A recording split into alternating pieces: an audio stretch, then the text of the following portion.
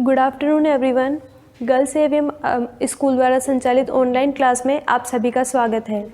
हमारा English compulsory का chapter चल रहा था 5th वाला, फर्स्ट बुक का 5th चैप्टर, जिसका नाम था हाउ योगा हील्स। उसका एक पेज हमने कंप्लीट कर लिया था।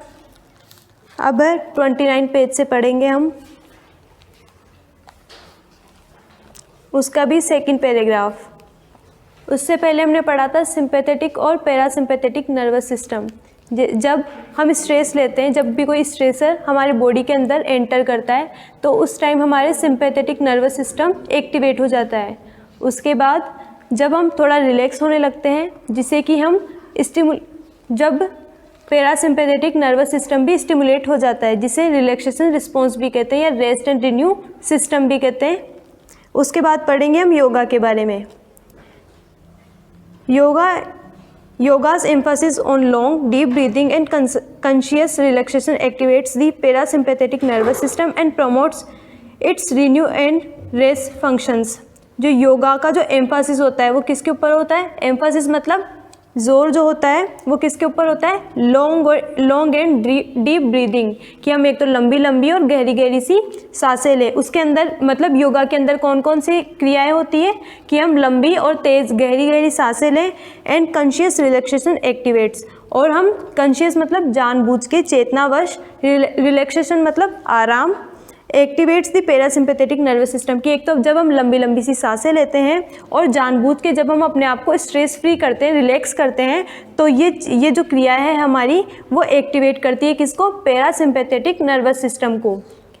जब हम लंबी सांसें लेते हैं और गहरी सांसें लेते हैं तो उस टाइम जो हमारा सिंपैथेटिक नर्वस सिस्टम है जो किससे एक्टिवेट हो जाता है? स्ट्रेस लेने से।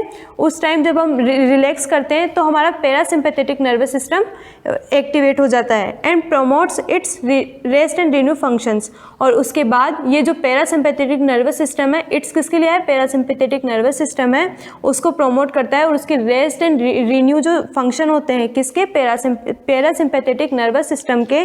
रेस्ट मतलब आराम, रिन्यू मतलब पुनर्नवीनीकरण करने का जो कार्य होता है वो शुरू होता है योगा के द्वारा। योगा के बेनिफिट्स बताए यहाँ पे। In fact, a recent study has shown yoga to decrease the level of stress hormone cortisol in the blood. In fact यानी वास्तव में रिसेंट स्टडी, हाल ही में जो स्टडी की गई है, अध्ययन किया गया है शोन, वो ये दिखाता है योगा कि जो योगा है to decrease the level of stress, की ये स्ट्रेस का जो लेवल होता है उसको डिक्रीज करता है। डिक्रीज करना मतलब कम करता है स्ट्रेस हार्मोन कोर्टिसोल। और जो उस टाइम स्ट्रेस लेने से जो हार्मोन सीक्रेट होता है हमारी बॉडी में उसका नाम क्या है? कोर्टिसोल। उस कोर्टिसोल के लेवल को भी कम कर देता है इन द ब्लड के अंदर। The meditative practices of yoga help to reduce the responsiveness of the mind to stressors and to lessen the intensity of the fight and flight response। जो meditative practices होती है, एक तो जैसे आसन, प्राणायाम और ध्यान तीनों होते हैं ना, तो जब प्राणायाम करते हैं तो उसके अंदर सांस से रिलेटेड आती है, और जब आसन करते हैं तो उसके अंदर अलग जो हमारी बॉडी की जो पोस्चर्स होती है, मतलब कभी किसी चीज़ को ट्विस्ट करते हैं, कभी किसी को मोड़ते हैं, मतलब कभी पैर को घुमाते हैं, कभी हाथों को घुमाते हैं, यही तो होती है, वो तो आसन होते हैं। प्राणायाम के अंदर लंबी लंबी सांसें लेते हैं। और जो ध्यान होता है उसके अंदर अपनी आंखों को बंद करके कोई जैसे भस्त्रिका प्राणायाम, भस्त्रिका वगैरह होते हैं, उसके अंदर लंबी लंबी सांसें ही तो लेते हैं अपन, वो तो प्राणायाम हो गए। और आसन के अंदर जो हमारी बॉडी के जो पार्ट्स होते हैं उसको ट्विस्ट वगैरह करते हैं, इन्वर्ट वगैरह करते हैं। वैसे ही ये तो ऊपर वाला था किसका? प्राणायाम का। ऊपर प्राणायाम आया है ना, क्योंकि लंबी लंबी सांसें ले रहे हैं, उस टाइम जो हमारी बॉडी को रिलैक्स कर रहा है, सांस से रिलेटेड प्राणायाम हो गया। अब उसके बाद मेडिटेटिव प्रैक्टिसेस मतलब ध्यान से रिलेटेड आ गया कि योगा की जो भी मेडिटेटिव प्रैक्टिसेस होती है मतलब ध्यान से रिलेटेड जो क्रियाएं होती है, help to reduce the responsiveness of the mind. जो हमारे माइंड की जो रिस्पॉन्सिवनेस मतलब जो प्रतिक्रियाएं होती है, जो उत्तर देने की जो क्षमता होती है, उसे रिड्यूस कर देती है। मतलब हमारा जो माइंड है वो बहुत ही ज़्यादा एक्टिवेट हो जाता है। तो उस टाइम जब हम ध्यान लगाते हैं तो उसकी जो रिस्पॉन्सिवनेस है मतलब वो बहुत ही ज़्यादा स्ट्रेस फील करता है, बहुत ही ज़्यादा एक्टिवेट रह जाता है, तो उसकी जो एक्टिविटी हो जाती है वो कम हो जाती है। माइंड एक्टिवेट तो रहता है लेकिन जो इधर उधर भटकता रहता है हमारा जो माइंड, वो एक जगह कॉन्सेंट्रेट हो जाता है ध्यान करने से। मेडिटेटिव प्रैक्टिसेस मतलब ध्यान करने वाली जो भी क्रियाएँ हैं योगा की, उससे हमारे माइंड की जो रिस्पॉन्सिवनेस होती है किसके प्रति? टू स्ट्रेसर्स, मतलब जो भी स्ट्रेस देने वाले जो भी एलिमेंट्स होते हैं, तत्व होते हैं, उनके प्रति जो हमारा माइंड रिस्पॉन्स देता है वो कम हो जाती है। And to lessen the intensify of the fight and flight response, और जो फाइट एंड फ्लाइट रिस्पॉन्स होता है मतलब सिंपैथेटिक नर्वस सिस्टम, उसकी जो इंटेंसिटी मतलब जो तीव्रता या जो उसकी शक्ति होती है वो भी लेसन हो जाती है, कम हो जाती है। किससे क्या करने से? जब हम ध्यान लगाते हैं। Yoga also teaches us to see potential stressors as challenges rather than threats. जो योगा होता है वो टीच करता है, हमें ये भी पढ़ाता है टू सी, कि हम ये देखें पोटेंशियल स्ट्रेसर्स। पोटेंशियल मतलब शक्ति भी होती है, लेकिन यहाँ पे पोटेंशियल का मतलब है संभावित।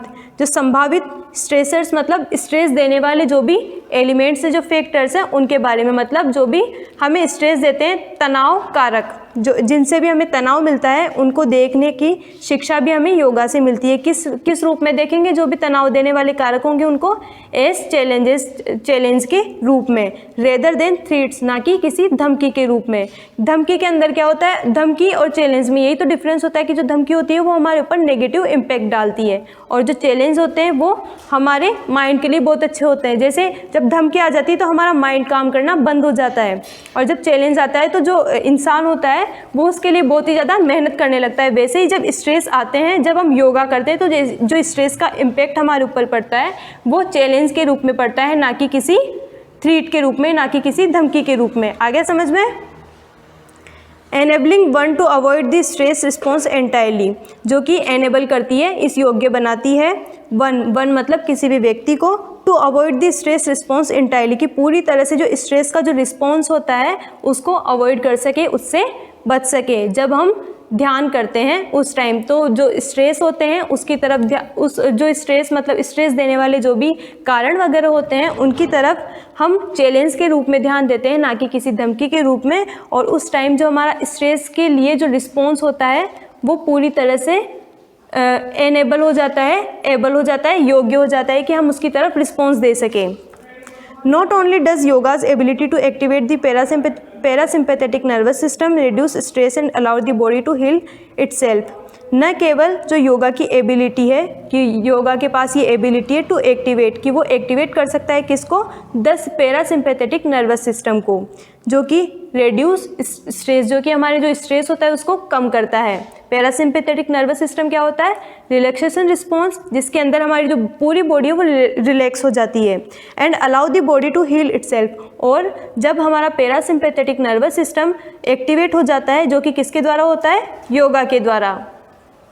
वो जो योगा होता है जिससे कि हमारा पैरासिम्पैथेटिक नर्वस सिस्टम एक्टिवेट हो जाता है, वो करती है अलाउ हमारी बॉडी को हील इटसेल्फ, मतलब बॉडी के अंदर कोई छोटी मोटी टूट फूट हो जाती है उसको हील करना, मतलब उसको भरने के लिए, हमारी जो भी रोग होते हैं उसका उपचार करने के लिए बॉडी को टाइम मिल जाता है जब हम योगा करते हैं, और उससे पैरासिम्पैथेटिक नर्वस सिस्टम एक्टिवेट होता है। But the practice of yoga also improves the bodies inherent healing abilities, लेकिन जो प्रैक्टिस की जो प्रैक्टिस ऑफ योगा है, मतलब योगा जब हम करते हैं, योगाभ्यास करते हैं, ये इम्प्रूव करता है किसको? जो हमारी बॉडी की इनहेरेंट हीलिंग एबिलिटीज़ होती है। इनहेरेंट मतलब जो जन्मजात उपचार करने की जो क्षमता होती है हमारी बॉडी की, मतलब किसी की अच्छी होती है इम्यूनिटी पावर, जिसे अपन बोल सकते हैं कि किसी की इम्यूनिटी पावर जन्म से ही अच्छी होती है, तो किसी को बाद में वो योगा वगैरह करते हैं तो उनसे उनकी इम्यूनिटी पावर अच्छी हो जाती है। तो इसलिए बोल रहा है कि जो योगा है, अगर हम योगाभ्यास निरंतर रूप से करेंगे, कंटिन्यूसली करेंगे, तो जो हमारी बॉडी की हीलिंग पावर है, हमारी जो हीलिंग एबिलिटी मतलब रोगों से लड़ने की जो क्षमता है, रोगों का उपचार करने की जो क्षमता है, वो भी इम्प्रूव हो सकती है, सुधर सकती है। The inverting, twisting and compressing that occur in yoga posture enhance the circulation of blood and body fluids। जो इन्वर्टिंग मतलब मोड़ना, ट्विस्टिंग मतलब भी मोड़ना, घुमाना, एंड कंप्रेसिंग मतलब दबाना, that occur in yoga posture, जो कि योगा की मुद्राओं के अंदर होती है, कि हम किसी बॉडी पार्ट को इन्वर्ट करते हैं मतलब घुमाते हैं, किसी को ट्विस्ट करते हैं, किसी को मोड़ते हैं, और किसी को कंप्रेस करते हैं। कंप्रेस करना मतलब दबाते हैं, जो कि योगा पोस्चर के अंदर होती है, मतलब योगा की मुद्राओं के अंदर ये सब चीज़ें होती है। Enhance the circulation of blood, ये हमारे ब्लड का सर्कुलेशन मतलब संचरण या बहाव, उसको एनहांस कर देती है, बढ़ा देती है। एंड बॉडी फ्लूइड्स का मतलब होता है द्रव, और जो हमारी बॉडी के अंदर जितने भी जो दूसरे तरल पदार्थ होते हैं उनकी भी गति को बढ़ा देती है। This increase in circulation not only improves the body's ability to deliver the materials needed to allow healing to take place। और ये जो इंक्रीजमेंट होता है, जो ये बढ़ावा होता है किसके अंदर, जो ब्लड और जो अदर बॉडी फ्लूइड्स होते हैं उनके जो सर्कुलेशन के अंदर जो इंक्रीज होता है, वो न केवल इम्प्रूव करता है हमारी बॉडी की एबिलिटी को, किसके लिए, to deliver the materials. Materials मतलब जो भी पदार्थ होते हैं, डिलीवर करना मतलब देने के लिए, नीडेड टू अलाउ जो कि आवश्यकता होती है, allow healing to take place की कोई भी हीलिंग हो, मतलब कोई भी रोगों कोई टूट फूट हो रखी हो उसकी मरम्मत करने के लिए जो कि होनी है हमारी बॉडी के अंदर। टेक प्लेस मतलब जो कि स्थान लेनी है, मतलब इस परिसंचरण के अंदर या जो संचार होता है हमारी बॉडी के अंदर, उसके अंदर ये जो बढ़ावा होता है जो कि योगा की वजह से होता है, ये हमारी बॉडी की एबिलिटी होती है, जो कि जो ब्लड होता है उससे जो मटेरियल्स जो कि किसी भी अंग तक पहुँच रहे हैं, किसी भी ऑर्गन्स तक पहुँच रहे हैं, वो डिलीवर किए जाते हैं, जो कि हमारी बॉडी के अंदर जो भी टूट फूट हो रही है या फिर जहाँ पे भी ज़रूरत होती है उसको पहुँचाने का कार्य करते हैं। तो ये जो एबिलिटी है हमारी बॉडी की, वो योगा के द्वारा इंक्रीज़ की जाती है और ये हमारी बॉडी के लिए बहुत ही इम्प्रूवमेंट साबित होती है। But also activates the lymphatic nervous system to maintain normal functioning of the immune system and inflammation response. न केवल ये कार्य करती है, इसके अलावा ये दूसरा कार्य क्या करती है कि ये हमारा लिम्फेथेटिक जो सिस्टम होता है, मतलब जो लसीका तंत्र होता है, एक तो हमारा जो ब्लड सर्कुलेशन होता है उसके अंदर जो ब्लड होता है वो तो रेड होता है। इसके अलावा कभी कभी जब हमारी कहीं पे भी कट वगैरह लग जाते हैं तो कभी कभी पानी भी निकलता है ना कभी कभी। एक तो ब्लड निकलता है रेड कलर का, एक कभी पानी जैसा भी निकलता है ना जिसके अंदर कोई कलर नहीं होता। तो वो जो कलर वाला जो पार्ट होता है हमारी बॉडी का, वो होता है लसीका तंत्र। जो हमारी आरबीसी होती है ना, वो होती है डब्ल्यूबीसी। आरबीसी तो ब्लड के अंदर होती है, डब्ल्यूबीसी जो मतलब जो वाइट कलर की होती है ना, वो होता है उस टाइम जब हमारे पानी निकलता है। कभी कभी छोटी छोटी फुंसियाँ वगैरह फूट जाती है तो एक बार तो पहले निकल ले तो ब्लड निकल जाता है, लेकिन कभी कभी उसके अंदर से जो पानी निकलता है वही लिम्फेथेटिक सिस्टम का ही एक पार्ट होता है। तो ये हमारे लिम्फेथेटिक सिस्टम को भी एक्टिवेट करता है, सक्रिय करता है, जो कि मेंटेन करता है नॉर्मल फंक्शनिंग मतलब सामान्य कार्य को ऑफ द इम्यून सिस्टम, हमारे प्रतिरक्षा प्रणाली के सामान्य कार्य को व्यवस्थित बनाए रखता है। और जो इन्फ्लेमेशन मतलब होता है सूजन, और जो सूजन रिस्पॉन्स मतलब जो सूजन आती है कभी कभी, उसके प्रति भी जो योगा है वो काम करता है। Yoga postures also improve muscle strength, flexibility, range of motion. और जो योगा की मुद्राएं होती है, पोस्चर्स मतलब जो मुद्राएं होती है, वो हमारी मसल स्ट्रेंथ को भी मतलब जो हमारी पेशीय ताकत को भी बढ़ाती है, फ्लेक्सिबिलिटी मतलब लचीलेपन को भी बढ़ाती है, और रेंज ऑफ मोशन और जो हमारी गति होती है उसकी सीमा को भी निर्धारित करती है। किसकी गति? हमारे ब्लड की गति, कि हमारा जो बीपी होता है वो कंट्रोल में रहता है इससे, योगा करने से। All very important for the healing and prevention of musculoskeletal disease such as arthritis and osteoporosis. All very important for the healing, और हील करने के लिए जो सबसे महत्वपूर्ण चीज़ है, and prevention of musculoskeletal disease. अब इसको तोड़ के पढ़ना, मस्कुलो और स्केलेटल मतलब जो अपने हड्डियों का ढांचा होता है, और मसल्स ये मसल से बना है, और जो हमारी पेशियाँ मतलब जो हमारी मांसपेशियाँ वगैरह होती है, और इसके अलावा जो हमारी हड्डियाँ होती है, इनसे रिलेटेड जो भी रोग होते हैं, जिसके अंदर कौन कौन से शामिल है? आर्थराइटिस मतलब जो गांठियों का रोग हो जाता है, जोड़ों का जो दर्द होने लगता है, उसके अंदर कभी कभी सूजन भी आ जाती है, उसे आर्थराइटिस कहते हैं। और ऑस्टियोपोरोसिस मतलब जो हड्डियाँ वगैरह कमज़ोर हो जाती है और उसके बाद हड्डियों का वापस से निर्माण होना, मतलब हड्डियों के अंदर भी वापस से कहीं टूट फूट हो जाती है, जैसे फ्रैक्चर वगैरह हो जाते हैं, तो उस टाइम हमारी बॉडी वापस से उसको रिकवर कर लेती है, मतलब वापस से जो हड्डी है वो जुड़ जाती है। लेकिन बाद में कभी कभी जब शायद बुढ़ापे में ही होता होगा कि ये जो रोग होता है, उसके बाद जो हड्डियाँ है वापस से जुड़ने में बहुत ही ज़्यादा टाइम लगता है, या तो दवाइयों से जुड़ता है, नहीं तो जुड़ती ही नहीं है, हमेशा के लिए टूटी हुई रह जाती है। तो ये जो रोग होता है उसको रोकने में मतलब प्रिवेंशन मतलब रोकने में भी जो योगा पोस्चर्स है वो कारगर साबित होती है। योगा's emphasis on deep breathing combined with back bends improves lung capacity and function। जो योगा इज़ एम्फासिस ऑन, जो योगा है वो इस बात पे भी जोर देती है डीप ब्रीथिंग की, लंबी लंबी सांसें लें, कंबाइंड विद बैक बेंड्स, कि हमारे जो बैक बेंड्स मतलब जो पीछे के जो भी हिस्से होते हैं उनको मोड़ने के साथ ही, और ये जब हम एक साथ करते हैं तो इम्प्रूव्स, ये किसको इम्प्रूव करती है, लंग कैपेसिटी, जो हमारे फेफड़ों की जो क्षमता होती है उसको भी बढ़ावा देती है, एंड फंक्शन और जो इसके कार्य होते हैं उसको भी इम्प्रूव करती है। क्या करना कि एकदम लंबी लंबी सांसें ले, उसी के साथ जो हमारी कमर वगैरह होती है उसको मोड़े, मतलब आसन और प्राणायाम जब हम करते हैं तो ये हमारे फेफड़ों के लिए भी बहुत ही ज़्यादा फायदेमंद होती है। Practising yoga also encourages one to lead a healthier lifestyle, और जब हम योगा की प्रैक्टिस करते हैं, जब योगाभ्यास करते हैं, ये वन मतलब किसी को एनकरेज करती है, बढ़ावा देती है to lead a healthier lifestyle, कि हम कैसे लाइफ स्टाइल जिए, हेल्थियर मतलब स्वास्थ्यपूर्ण जीवन शैली जीने के लिए भी हमारी मदद करती है। Through developing the self awareness and discipline required for positive behaviour modification, किसके द्वारा कि हम डेवलप करें सेल्फ अवेयरनेस मतलब आत्म जागृति के द्वारा। जब हम योगा करते हैं, कभी करके देखना, 1-2 दिन मैंने भी किया था, कि जब हम फ्रेश एयर में जाते हैं तो उस दिन जो अपना मूड होता है ना, अपने आप ही पता नहीं एनर्जी कहाँ से आ जाती है। थोड़ा बहुत दर्द तो होता है स्टार्टिंग के अंदर, अगर 4-5 दिन करें, फिर उसके बाद करते हैं ना तो हमारी जो रेगुलरिटी में आ जाती है ये चीज़, फिर उसके बाद हमें पूरे दिन भर बहुत ही एनर्जी फील होती है। एक दिन ही करके देख लेना, सुबह ठंड में जाके ऊपर छत पे, तब पता चल जाएगा। तो उस टाइम हमें बहुत ही एनर्जी फील होती है, और इसके द्वारा हमें मतलब हमारा जो मूड है, सुबह सुबह जब अपन जाग जाते हैं तो उस टाइम अगर हम या तो पढ़ने चल जाए, किताब लेके ऊपर छत पे चल जाना एक बार, और उस टाइम है ना घूम घूम के पढ़ना है, फिर किसी को भी देख लेना, देखना मतलब किताब को मत पढ़ना चाहे ऐसे, या फिर ऐसे ही घूम लेना। तो उस टाइम जो हमारा मूड होता है और जो माइंड होता है दोनों फ्रेश हो जाते हैं, और फिर उसके बाद कोई भी चीज़ है ना क्लियर दिखने लगती है हर चीज़। ऐसे तो अपन उठ के जाएंगे या फिर सुबह सुबह रजाइयों के अंदर ही किताबें खोल लेंगे, नॉर्मल बात है।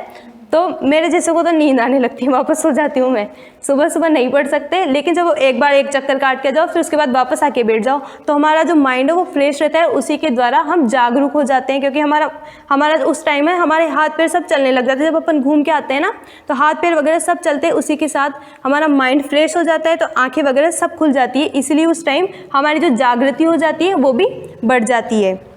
एंड डिसिप्लिन और जो अनुशासन होता है वो भी योगा के द्वारा डेवलप किया जा सकता है। Required for positive behaviour modification का मतलब होता है परिवर्तन। जो हमारे सकारात्मक व्यवहार का जो परिवर्तन होता है उस परिवर्तन को लाने में जो योगा है वो बहुत ही मददगार साबित होता है। क्यों? क्योंकि इसके अंदर जो योगा होता है उसके द्वारा हमारे अंदर डिसिप्लिन आता है, सेल्फ अवेयरनेस आती है, जो कि पॉजिटिव बिहेवियर के लिए बहुत ही अच्छी मानी जाती है।